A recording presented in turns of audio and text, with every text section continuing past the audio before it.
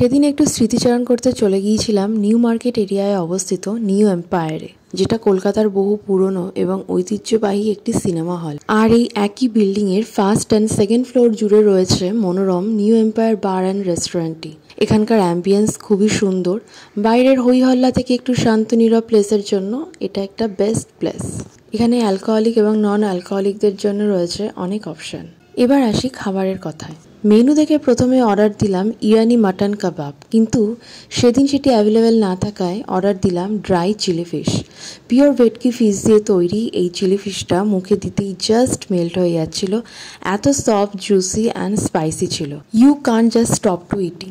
আর এই হালকা পাতলা কোটিংয়ে ফিশের কোয়ান্টিটিটাও ছিল বেশ। সো এই ডিশটা আমার অসাধারণ লেগেছিল। এবার নেক্সট ডিশ যেটা নিয়েছিলাম সেটার নাম ছিল আবু কাবাব। এটি ছিল স্মোক তন্দুর চিকেন আর সাথে ছিল পিটা ব্রেড। এই পিটা ব্রেডের সাথে এমন টেন্ডার, স্মোকি, জুসি, ফ্লেভারফুল কাবাবের কম্বিনেশনটা ছিল জাস্ট ফাটাফাটি। চিকেন পিসগুলোও ছিল যথেষ্ট ভালো। খাবারের কোয়ান্টিটি এবং কোয়ালিটি দুটোই এখানে খুব সুন্দর।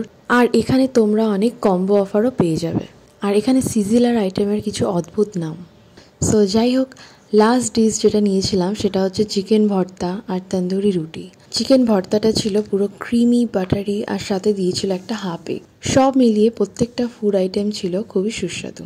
খাওয়া দাওয়ার পর্ব শেষ করে নিজের কটা ফটোশ্যুট করে চললাম বাড়ির পথে। টাটা।